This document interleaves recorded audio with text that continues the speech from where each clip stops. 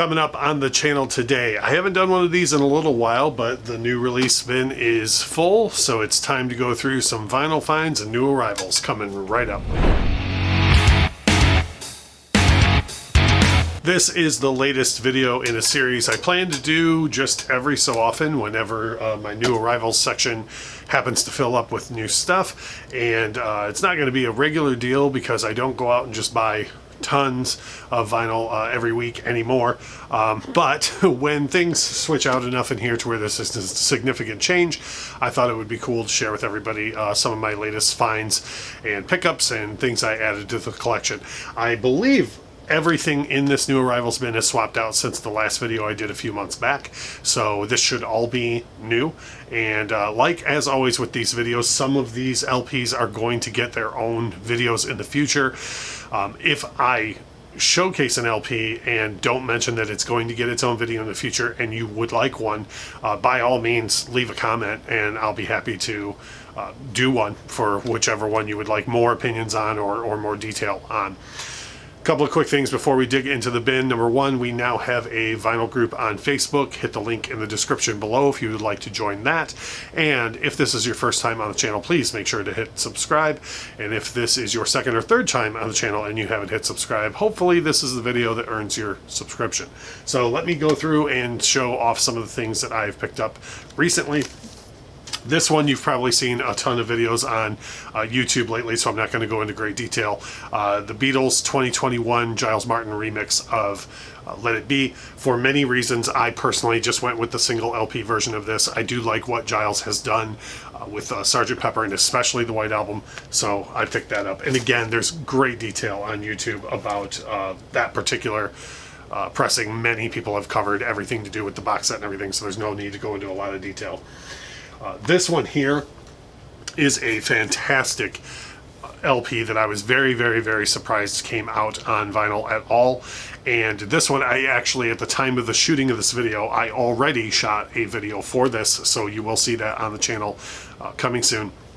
This is the third album from Candlebox called Happy Pills, which until recently had never been on vinyl. And this is one of those albums that if you've heard me talk on the channel before about, oh man, I really wish this would get on vinyl or that, and it's probably never going to happen. If you would have asked me a year ago if the third Candlebox LP was going to get pressed on vinyl, I would have said no.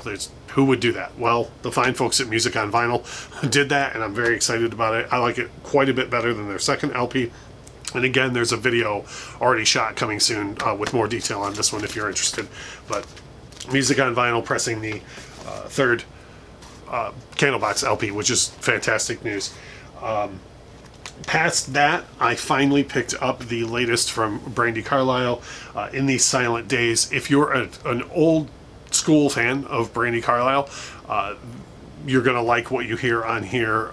If you have never heard her before, this is an excellent place to start.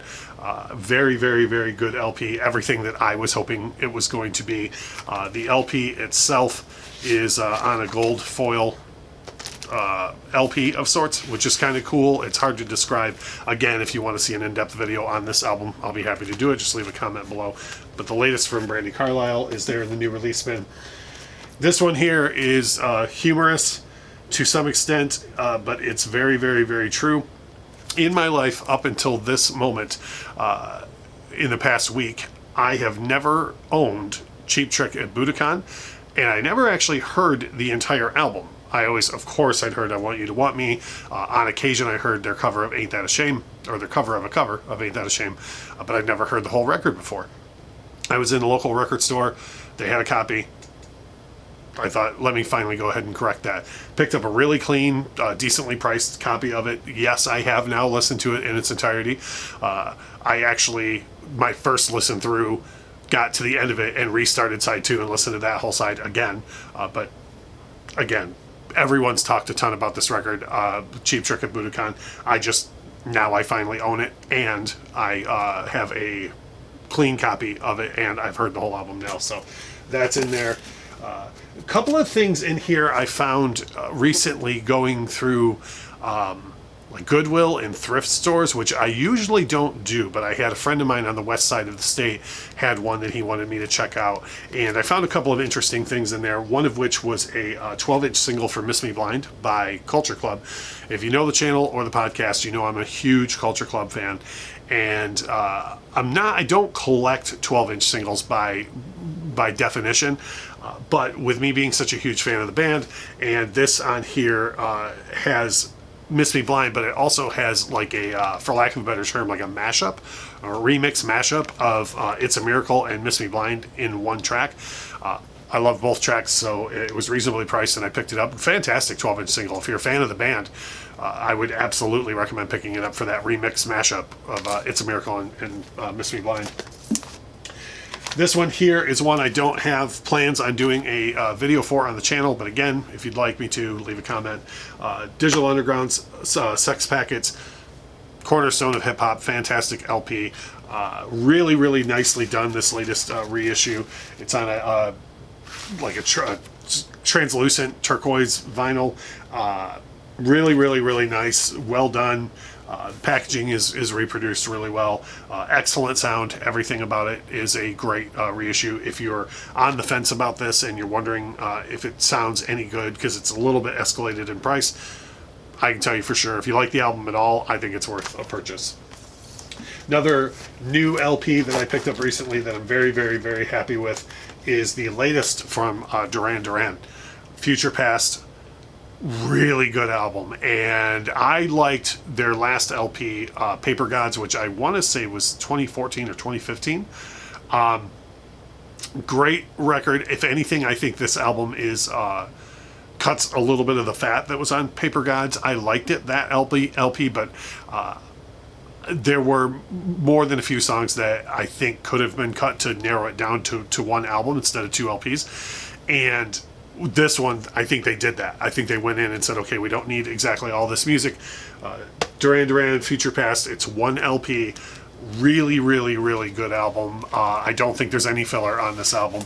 I personally got it on a white vinyl edition, but I think there's a lot of variants out there of this. I just happened to get this off of Amazon.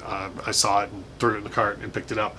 But I believe there's cover variants and color vinyl variants as well. The white vinyl that I got off of Amazon sounds great. Fantastic album. This one's aging a little bit now, but I don't believe I've covered it on the channel yet. This is the latest from Anderson East, and I believe this is his fourth album. I've been a fan of Anderson East for a while, since I saw him open for the Lone Bellow in Chicago 5 or 6 years ago. His sound is progressing really, really well. This is another one like Brandi Carlile, where if you like Anderson East, I think you'll like this album. If you've never heard of him, or you've only heard a couple of things and you want to start somewhere, I think this is a good album to start with. I think this is a good representation of what he does.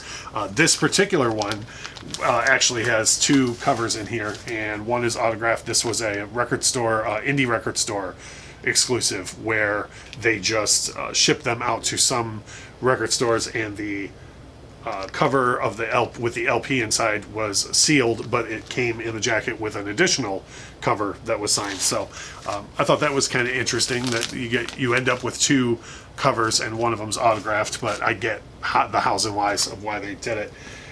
So that Anderson East is fantastic. This is the only one that's in the new release bin that I have purchased and haven't had a chance to listen to yet. This is the latest LP from Billie Eilish, Happier Than Ever. This is the indie store exclusive version. I would guess it's on a dark brown vinyl. It might be actually hard to see in the video, but it's on a dark brown vinyl, and I have never owned any of Billie's material. I like what I heard on the radio from the first LP, and I haven't heard anything off of this album yet. I haven't even heard any, whatever the singles are. But I blind bought it because I do like a little of what she's done before, and I've heard really good things about this LP. So opinions to come on this in the future, but it is in with the new releases. This is one I'm going to do a video on in the future. This is not an official pressing. This is not an original pressing. This is very much a bootleg of Firehouse's first LP, the self-titled album.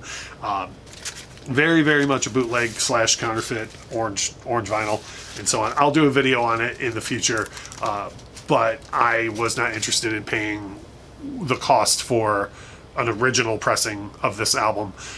And I don't know that this is something that will get repressed, so for me the bootleg works out fine. So the Firehouse self-titled original debut LP. This next one is another one that you might file in with Cheap Trick. I've never owned any Grand Funk.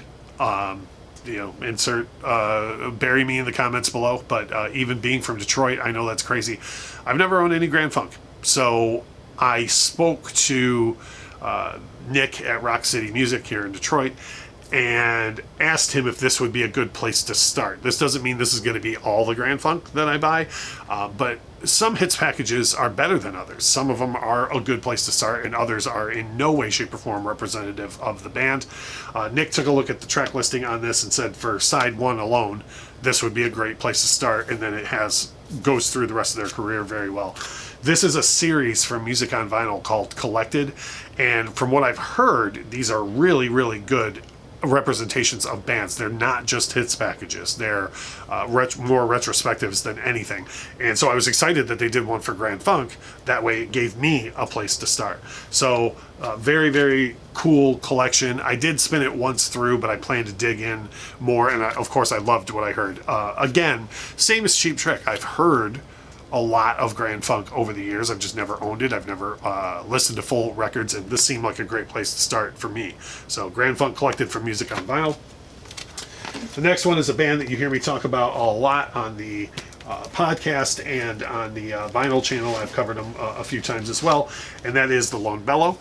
And this is a Half Moon Light second phase. This is more or less the product of the world situation that occurred, where they put out a record called Half Moon Light and had a bunch of extra tracks recorded for that LP that didn't make the album for one reason or another.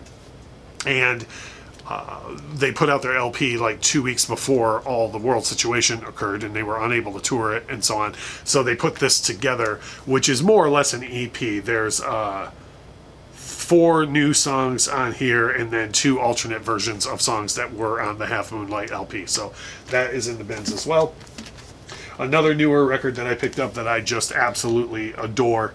A lot has been said about this album as well, but and I've dug into it and absolutely love it. The latest Kacey Musgraves, Star-Crossed. This one is a little different than what I would say about Brandi Carlile or the Lone Bellow, or I'm sorry, Anderson East. If you have never heard Kacey Musgraves before, I would venture to say this is almost completely different than what you've heard, than what she's supposed to be. Her genre is supposed to be country. There was actually just recently a controversy over the Grammys not allowing this album to be in country. So that'll give you an idea of how different the sound is. I'm not here to debate what is country or what isn't. I love when artists evolve, and I like her previous work a great deal. And personally, I hear the evolution between her second, third, and now fourth albums.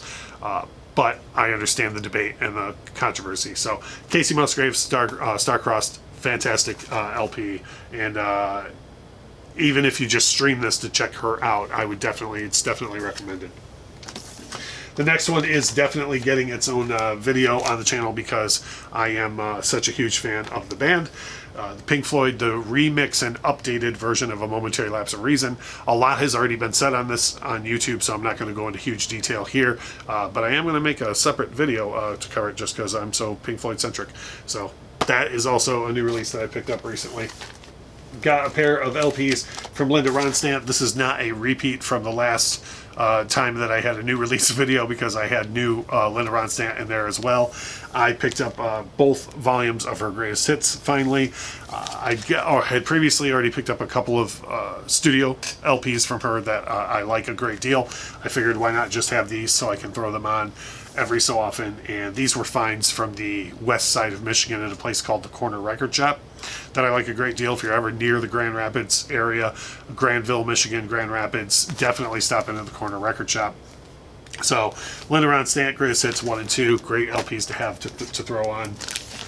This was another find from the west side of Michigan, and this was actually sealed when I found it. This was the only David Lee Roth studio record that I was missing at the time that I found this a couple months back.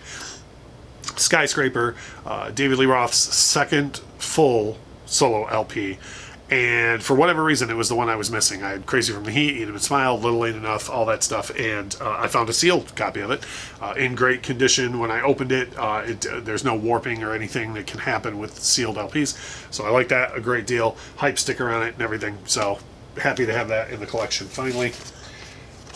Winding things down are a couple of different LPs from wildly different artists.